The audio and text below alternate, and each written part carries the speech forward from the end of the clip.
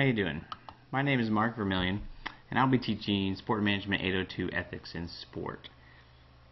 And what I wanted to do was just provide a small overview or introduction. Think of this as kind of the first night where I'm just able to briefly introduce not only myself but also the course. Who am I? Well, I've been in the department for a couple of years now, and I deal with that other aspect of sport that is labeled the socio-cultural dimension.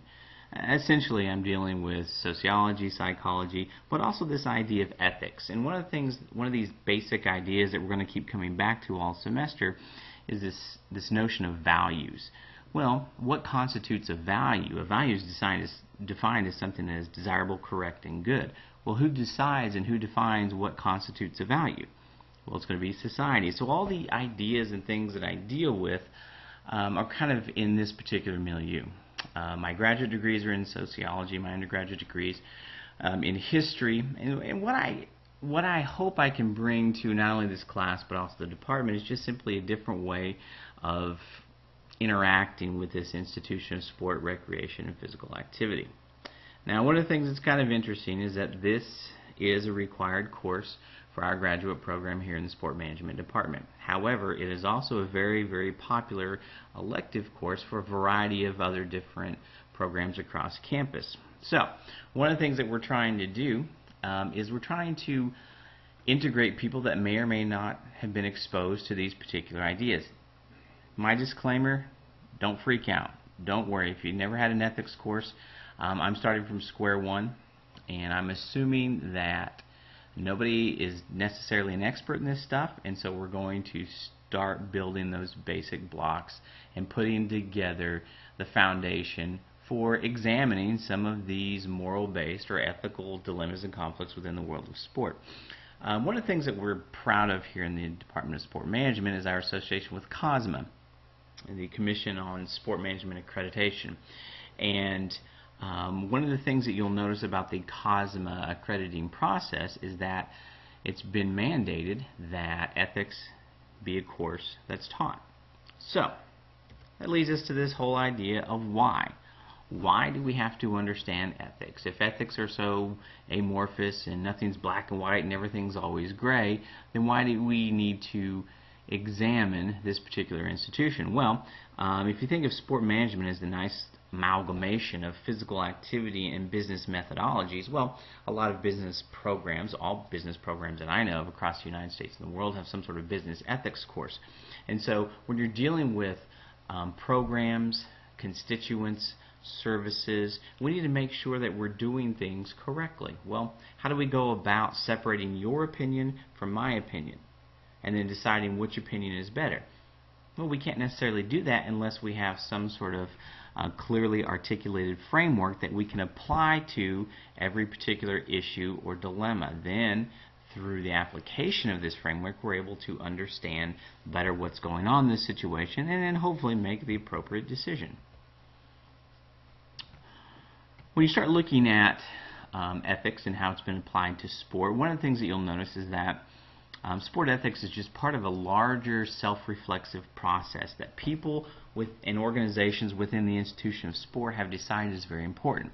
The process of self-reflexivity is exactly what it sounds like. You're able to step back, divorce yourself from your preconceived notions, and actually look at what's going on around you. Being reflective is a very, very important process for identifying the problems and issues, and then hopefully moving not only ourselves, our personal career, but also the organizations in which we're involved with, and then eventually, in some form, this entire institution forward.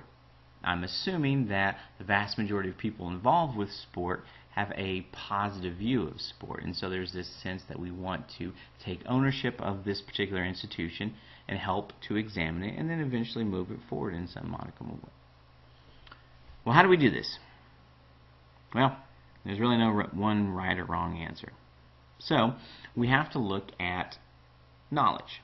Theoretically, the more knowledge you have regarding anything, I mean, don't think about ethics here, think about anything, the more knowledge you have, the more prepared you are for making whatever and implementing whatever changes are necessary. Well, think back to the old days when perhaps you had to take a philosophy class, maybe in your undergraduate, and think about Plato, right? The famous philosopher, right? Well, one of the things that Plato advocated for was knowledge, to know thyself. All right, well, what is knowledge? We can't develop knowledge unless we know what it is. And for Plato, knowledge was simply the intersection of truths, identified over here, and beliefs. All right, well, if truths are akin to some sort of fact or known, rational, and deductively based answer in society, then we're very used to that. We know what truths are. Okay? Well, what is this idea of belief? Well, we all have preconceived notions, we all have biases, and we also have to be open to understanding whatever truth is out there. If you're able to do that, then that is how knowledge is going to be built. And then once you have knowledge being built, it's this sort of landslide process, and knowledge leads to knowledge and leads to growth and exploration, so on and so forth. Well, getting back to that idea, and we just spoke about believing and being open to those answers. And one thing that's going to be very important for not only all the ideas that I deal with, but especially within the world of ethics, is this notion of critical thinking. And a lot of people have, critical thinking is one of those buzz phrases that we get very tired of hearing about. And one of the things I really want to make sure that everyone knows is that critical thinking does not mean you're being negative. Critical in this sense does not mean something negative. We want to have those critical thinking skills where you look at something on the surface, but you have the ability through a variety of different tools to dive underneath the surface and not just take things for granted. Sport, in and of itself, in all its complexities, is a very, very convoluted thing. It's complex. There's no really one straight road. All right, we know that. Therefore, the questions that we ask pertaining to this very, very complicated institution are probably going to be in and of itself very complicated. As a result, the answers that we're going to generate should be very complicated. Well, but that process is very difficult, and oftentimes we want to kind of take the easy road and fall back on some easy, lazy stereotypes. Well, that's one of the things that we want to avoid within this. And if you look at some of the core aspects of critical thinking, these are the skills that we want to develop. Okay, analysis, being able to sit down and look at all the information. Well, once you have all that information, if you kind of think of this as one large circle of knowledge, all right, then once you have the analysis, you're able to come up with some sort of inference. You're able to come up with a core abstract idea that you can apply to a lot of different situations. And one of the things is, we're going to talk a lot about abstract things in this particular class, and it can be frustrating for students, but here's the reason why we do that. If you start in the abstraction and you come up with an example that deductively helps to illustrate that particular abstract concept, that is going to be more useful than if we come up with something that's very, very narrowly focused. All right? If you come up with an answer to a particular situation, well, if that answer is very, very narrowly focused and only applies to that particular situation, yes, you've solved that particular situation. But now you have to reinvent the wheel when it comes to making a similar decision in the future. Okay, well, all of these different things, and the thing that sort of separates critical thinking skills from a lot of other skill sets kind of is down here in this whole idea of self-regulation and evaluation. Again, that's that whole self-reflexivity that we talked about, being able to divorce yourself from the situation and look at things for what they really are. Well, that's a very, very abstract phrase. What does that mean, looking at something for what it really is? All right, how do we do that? Well, if we go back to Plato's conception of knowledge, you have truth and belief, and as those things intersect, then we're able to start digging deeper. And if you combine that with these core critical thinking skills, then we're starting to lay the foundation and get into some things that can be very, very useful in terms of trying to muck our way through this jungle that is sport. Because if you look at saying, okay, sport, a positive or negative influence on people, that's a pretty simple question for a very, very complicated institution. Youth sport, professional sport, college sport, high school sport, recreational sport. So what we want to do is kind of strip away those easy answers and let's start really getting down to the heart of the matter. Okay, well, we're going to start getting down to the heart of the matter. Where do we go from here? I don't know. That's the issue. You know, there's no one way. If you look at all that, I love this picture over here because it's kind of like, okay, you can't go this way, you can't go this way, you can't go backwards, you can't go forward. Okay, this is just a convoluted mess over here.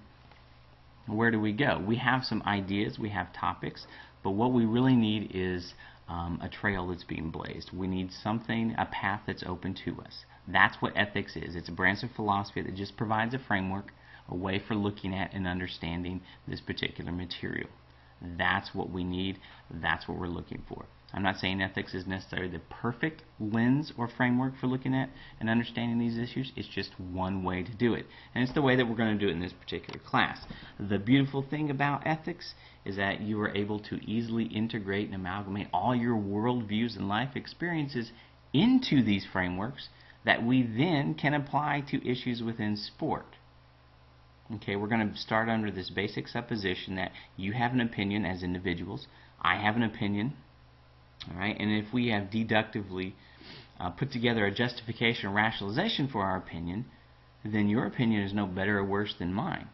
And that's what ethics allows us to do, is understand the development of these opinions, understand how these opinions, these ideas, these morals, these values impact decision making within this institution of sport.